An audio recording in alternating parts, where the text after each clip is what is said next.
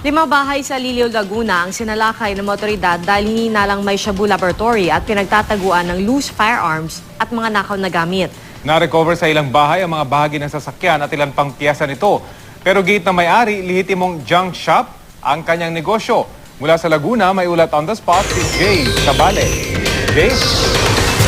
Via Rafi sa isinagawang raid ng Laguna Provincial Police Office, isang junk shop ang kanilang pinasok na umano'y chap-chapa ng mga nakaw na sasakyan sa Barangay Dita, Liliw, Laguna kaninang umaga.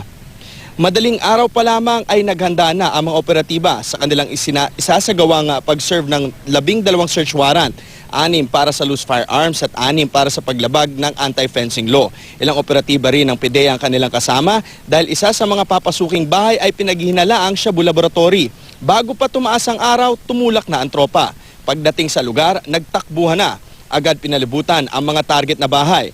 Ang malaking bahay na ito, pinaghihinala ang Shabu Laboratory. Kinakatok ngunit walang lumalabas. Pero inabot ng 2 oras bago napasok ang bahay dahil kinailangan pang hintayin ang nagre-renta dito na si PJ Chen. Agad pinasok ang 2 canine drug sniffing dogs. Wala mang nakuhang pinagbabawal na gamot, pero pinagtaka ng mga otoridad ang mga makina ng blower na umunoy ginagamit para sa pagre-repack ng shabu. Git ni Chen, 2 buwan pa lamang siyang nangungupahan sa lugar at legal ang kanyang negosyo. Pinasok din nila ang 4 pang bahay sa bisa ng kanilang search warrant. Negative sa 2, ngunit sa mga natitirang bahay, mga nakarning sasakyan at pyesa ang nakita. Git ng sospek na si Danilo Asierto, lehitimo ang negosyo niyang junk shop. Naglabas pa nga siya ng ilang papeles, kulang naman daw ito. Hindi po kami lang hanap buhay lang ganito. Hanap buhay po namin basura. Yung pera po namin galing sa maninisyon.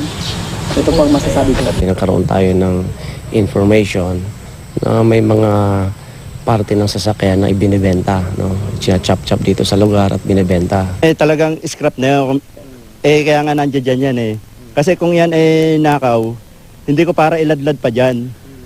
Kaya yun lang ang mapapatunayan ko na parehas ako naghahanap buhay rito sa Liliw, Laguna. Nasa kustodiya na ng mga pulis si Asierto kung saan na anumang oras ngayong araw ay sasampuhan daw ito ng kaso sa paglabag sa anti-fencing law. Rafi? Jay, magkakalayo ba yung mga bahay na ni-raid at magkakaugnay ba yung mga may-ari nito? Yung mga bahay na ni-raid, no, magkakapatid ang may-ari at ang isa dito bahay ng kanilang ama. At ang nakakapagtaka dito, sa isang street lang sila at pare-parehong junk shop ang kanilang negosyo. Rafi? At Jay, may kumpirmado na ba na nakaw nga doon sa mga nakitang, at least yung mga plaka na nakita ng mga otoridad dyan?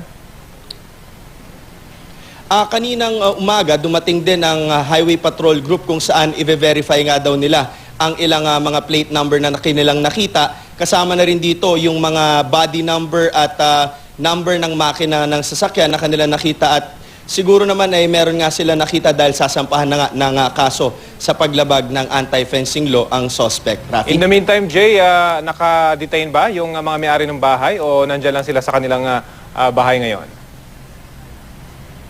Doon sa mga bahay na walang nakita ay hindi naman sinama yung may-ari ng bahay. Ang sinama lamang dito ay itong si Danilo Asierta kasi sa kanya nagpositibo yung mga parts ng mga makina, pati na rin yung mga plate number na umunoy sinusunog. Kaya siya lang ang sinama dito sa Maya Provincial Office. Rafi? Okay, maraming salamat, Jay Sabale.